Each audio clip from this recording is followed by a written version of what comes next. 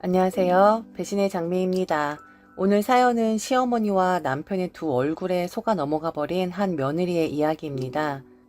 며느리의 진심을 철저하게 짓밟아 버린 못된 시어머니와 한 남편에 대한 사연 속으로 바로 들어가겠습니다.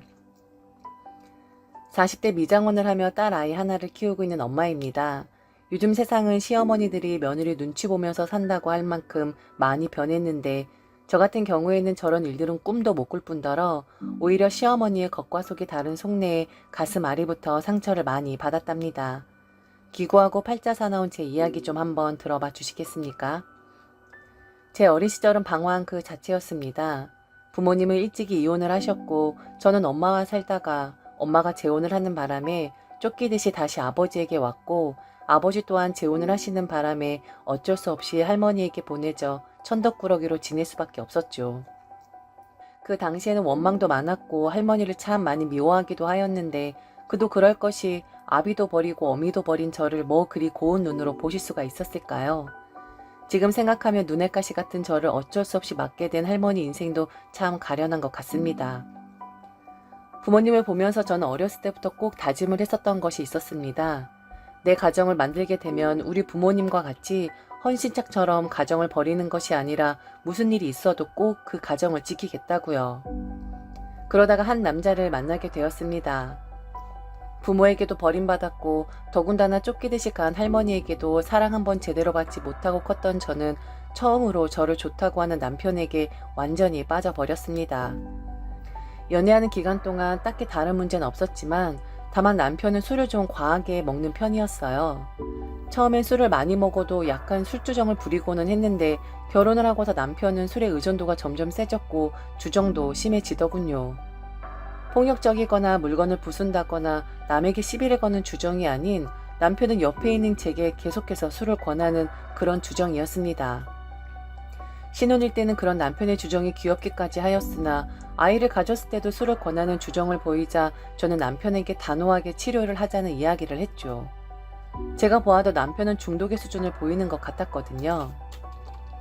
결국 남편은 치료를 선택하였고 이후 술을 완전히 끊는 듯 싶었습니다. 가정을 위해 노력하는 남편이 대견했고 자랑스럽게까지 하더군요. 하지만 끊은 것이 아니라 참고 있었다는 게 맞는 표현일 듯 싶네요. 예쁜 딸아이를 낳고 그동안 임신 중이라 하지 못했던 미장원 일을 다시 시작하면서 우리 가정에도 평화가 찾아오는 듯 했습니다. 작은 동네 가게를 열게 되었고 입소문이 나면서 제법 단골도 생기고 나중에는 동네 아지트가 될 정도로 미장원은 장사가 잘 되었습니다. 그러다가 일손이 모자라 예전 직장 동료였던 친한 언니를 영입하기 위해 부부 모임 형식으로 저녁 식사를 하던 중이었습니다.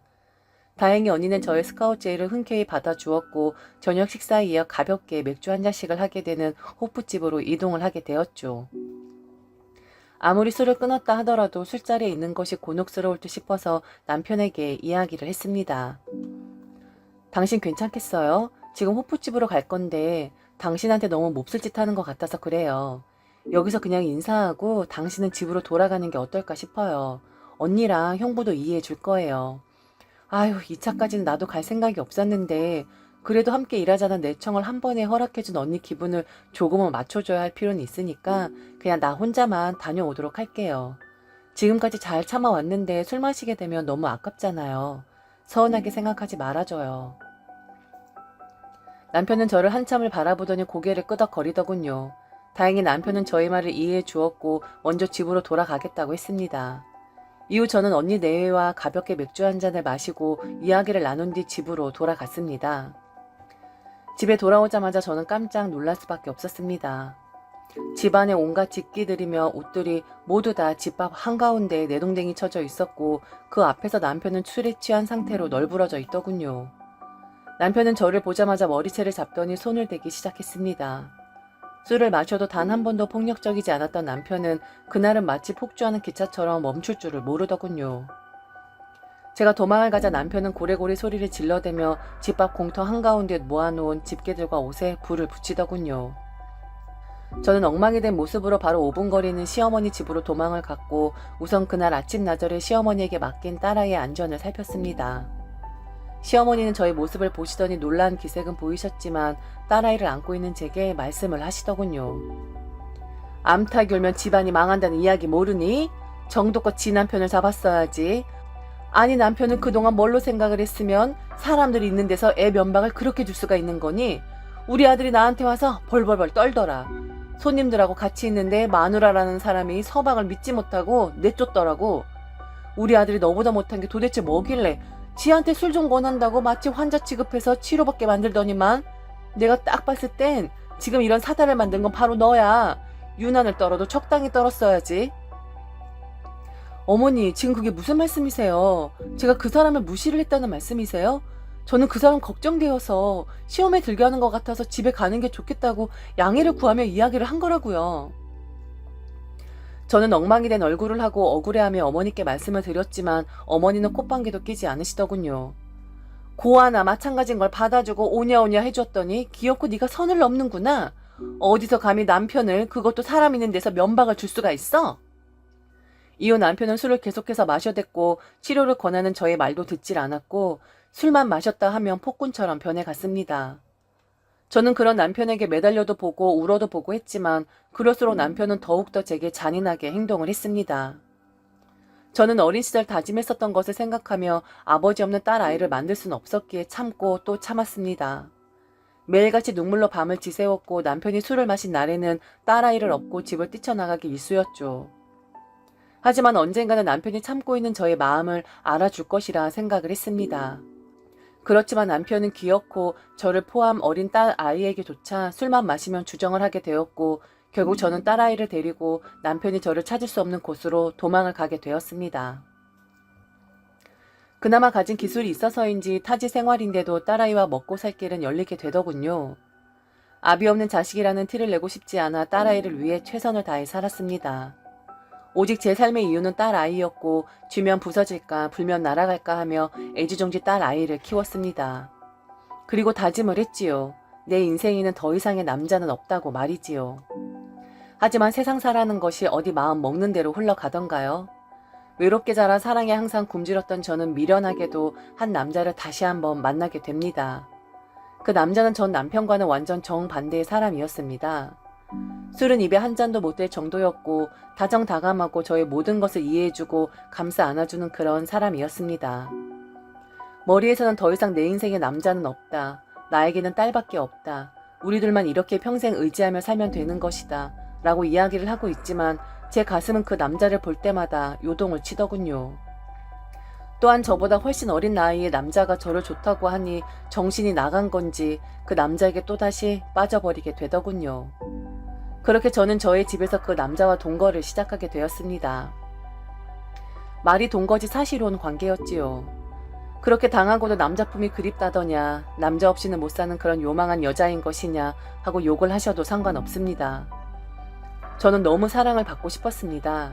딸아이 또한 제게 아낌없이 사랑을 주었지만 동등한 관계에서 사랑받고 싶었고 보호받고 싶었고 세상에 단 한 사람이라도 나의 절대적인 편이 있기를 바랐습니다.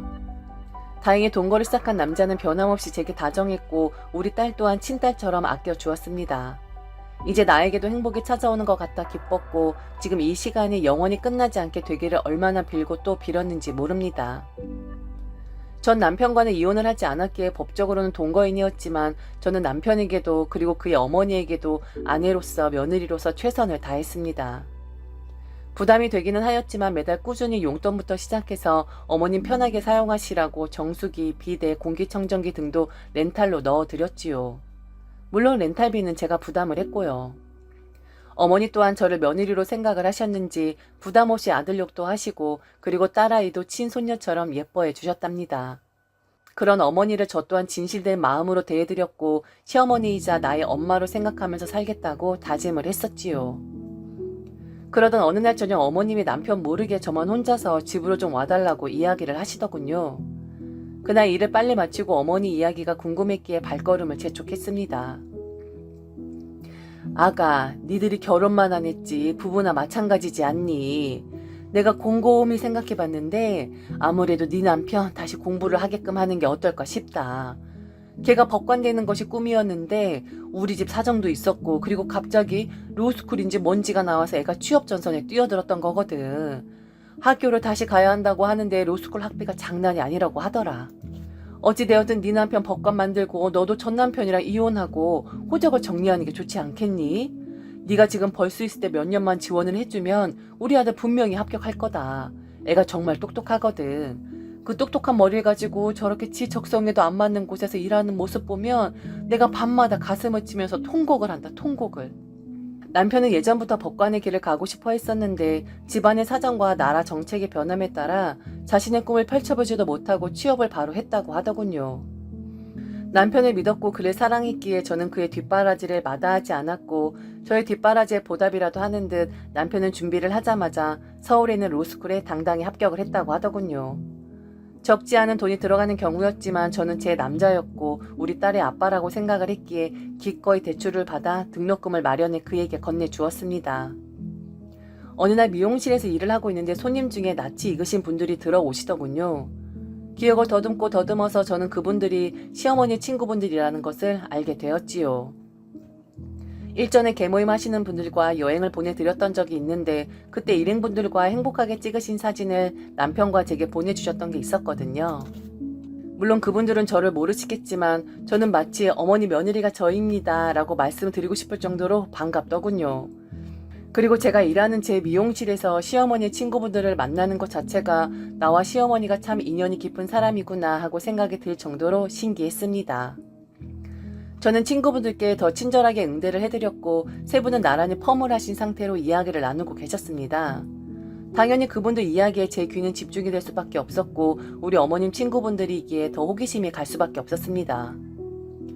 호구 하나 물었지 뭐야. 결혼 안 하고 지금 같이 살고 있다고 하는데 여자가 돈을 좀 버나봐. 옆에 내 집에 이것저것 들어온 거 못 봤어? 아주 그냥 자랑질을 얼마나 하던지 내가 눈꼴셔가지고. 그럼 언제 결혼시킨대? 그냥 그렇게 살기만 한데? 그래도 며느리인 거잖아. 말도 마. 며느리는 무슨 며느리야. 내가 들어보니까 여자가 아마 이혼을 안 했다지. 애 하나 들쳐업고 야반도주했대. 남편 피해서 도망온 거지 뭐. 정에 굶주리고 순진한 여자애를 그 아들놈이 꼬신 거지. 애까지 딸리고 나이도 많은 여자애 뭐 좋다고 물고 빨고 하겠나? 적당히 아들놈 자리 잡을 때까지 호구 노릇하라고 지금 오냐오냐 해준다는데 뭐 모르지 그러다가 애라도 생기면. 근데 너무 복잡하다. 자고로 사연 많은 여자는 재수없는 법이야. 에휴 내 딸년이 만일 그런 대접 받는다고 생각하면 어휴 상상도 하기 싫다. 일전에 그 여자애가 조금 아팠나 보더라고. 아주 그냥 나를 붙잡고 빨리 나와서 돈 벌어야 할 텐데 늙어 그런지 애가 회복을 못한다고 징징거리더라고. 그것도 모르고 이것저것 다 퍼다주는 그 여자만 불쌍한 거지. 그럼 뭐야? 며느리도 생각 안 하는데 아들로 등록금까지 그 여자한테 대라고 하는 거야? 등록금은 무슨? 그 아들놈 순 날라리잖아. 생긴 것만 봐도 딱 답 나오잖아. 로스쿨 같은 소리 하고 있네. 그게 어디 들어가는 게 쉬워? 지금 학교 다니며 공부한다고 여자한텐 거짓말하고 돈 가져다 쓰는 거지 뭐. 어디서 술이나 처먹겠지. 에휴 여자 팔자란 자고로 남자를 잘 만나야 하는 건데 아무것도 모르고 돈 가져다 주는 그 여자만 불쌍하지 뭐. 제 귀를 의심했습니다. 친구분들 이야기의 주인공은 다름 아닌 저였습니다. 미련한 저는 첫 번째 남편에 이어 두 번째 남편에게도 속아 넘어갔던 것이었고 그들의 친절함과 다정함에 눈이 멀어 간도 쓸개도 다 빼주는 그런 호구 노릇을 하고 있었던 거였습니다. 저는 아주머니들에게 제 신분을 밝히고 지금 하신 이야기가 사실인지를 물었습니다. 처음에는 이야기하기를 주저하시고 당황하셨으나 이내 남편과 시어머니라는 사람들이 저라는 사람을 어떻게 생각하고 있고 철저하게 이용만 하고 있다는 것을 이야기해 주시더군요. 그러면서 남자 눈을 보는 눈을 좀 키우라고 타박도 마다하지 않으셨습니다.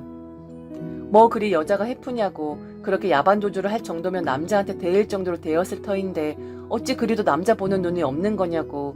엄마 팔자 딸도 따라간다는 말이 있듯이 정신 똑바로 차리고 살라고 이야기를 해주시더군요. 그날 저녁 저는 집으로 돌아와 남편의 모든 짐을 정리해서 집 밖에 놓아두었고 그가 오기만을 기다렸습니다. 집으로 돌아온 남편은 어머니와 함께 왔고 뻔뻔하게도 제게 손가락질을 하며 왜 자기 짐이 밖에 있는 거냐며 제게 묻더군요. 우선 저는 로스쿨에 입학을 한 것이 맞는 건지 확실한 증거를 대라고 남편을 채근했습니다. 저를 빤히 쳐다보고 있는 남편이 너무 어이가 없었고 결국 저는 그의 뺨을 세게 내리쳤습니다. 당신을 욕하고 싶진 않아. 사람을 제대로 못 본 데 잘못인 거니까. 그래도 네가 사람이라면 그렇게 마음 약하고 의지하고 싶어하는 사람의 가장 약한 부분을 건드리며 이용해 먹는 거 아니야. 너 정말 세상 그렇게 사는 거 아니다. 그렇게 살면 벌 받는 거야. 나도 좋다고 맞장구를 쳤으니 내가 누굴 욕하겠니? 큰 소리 나기 전에 지금 당장 네 짐 가지고 다시 내 앞에 나타나지 마. 대신 네가 등록금이라고 가지고 간 1,000만 원 내일 중으로 바로 가지고 와. 그렇지 않으면 내가 너 고소할 거야. 나같이 사연 많은 여자가 한 품으면 얼마나 무서운지 보여줄 테니까 떼어먹고 싶으면 어디 한번 떼어 먹어봐. 아니 이것이 우리 아들이랑 살게 해달라고 할 때는 언제고 이제 와서 발뺌이야. 솔직히 까놓고 이야기해서 너라는 여자를 좋다고 할 만한 남자가 어디 있겠니? 나이도 많아, 애도 딸려 있어. 게다가 호적도 제대로 정리되어 있지 않아. 우리 아들 정도 되니까 받아주고 한 입을 덮어준 거지. 다른 남자들이었으면 홀딱 벗겨먹기만 하고 내 빼도 벌써 내 뺐어. 그리고 우리가 달라고 했니? 네가 알아서 우리한테 돈 주고 한 거 아니야. 고소 같은 소리하고 앉아있네. 고소는 아무나 하는 줄 알아? 너야말로 조용히 입 다물고 나 죽었어 하고 살아야 하는 거야. 네 딸도 너 같은 팔자 만들고 싶지 않으면. 딸아이에 대한 이야기가 나오자 저는 이성을 잃어버렸고 결국 저는 어머니의 머리채를 잡고 뒹굴 수밖에 없었습니다. 자기도 같은 여자면서 어쩜 이리 무정한 이야기를 아무렇지 않게 할 수 있는 건지, 본인 자식만 중요한 건지, 남의 자식은 개똥밭에 굴러도 상관없다는 것 같다는 어머니의 심정을 이해할 수가 없었고 분노가 치밀었습니다. 결국 어머니는 상해죄로 저를 고소했고 저 또한 맞고소를 하는 지경에까지 이르게 되었습니다. 이판사판 볼 곳 못 볼 곳 다 보게 된 그런 사이가 되어버린 것이죠. 그렇게 저는 두 번째 남편과도 헤어지게 되었고 다만 다른 것이 있다면 처음에는 도망갔지만 두 번째는 쫓아냈다는 것뿐이랍니다. 미련 곰탱이 같은 여자라서 이번에도 또 만만한 여자로 여겨 업신여김을 당했구나 생각하면 자존심이라는 것이 바닥으로 끌어내려가더군요. 남편은 애초에 로스쿨에 합격을 한 것도 아니었고 또한 로스쿨이라는 것이 지원을 한다고 갈 수 있는 곳이 아니더군요. 날고 긴다는 사람들이 가는 곳이었고 시험을 보고 합격을 해야 들어가는 곳이라는 것을 남자와 헤어지고 나서야 알게 되었습니다. 합격했다는 말만 믿고 덜컥 학비를 마련해주고 그의 새빨간 거짓말을 보답이라고 생각한 저의 무지함에 얼굴이 화끈거리네요. 지금 저는 모든 것을 정리하고 딸아이와 작은 바닷가 마을에 안착을 했습니다. 딸 아이에게 가정을 만들어주고 싶었고 아버지를 만들어주고 싶었다는 것은 아마도 제 욕심이었던 것 같아요. 딸 아이를 위한다는 것은 핑계였고 제 어린 시절 부족했던 것을 채우려고 분에 넘치는 욕심을 부렸다는 것을 이제야 깨닫게 되었답니다. 딸아이만을 바라보며 이제 미련한 짓은 그만하고 그저 편안하게 살고 싶은 마음뿐이랍니다. 지금까지 들어주셔서 너무 감사합니다. 이상 배신의 장미였습니다.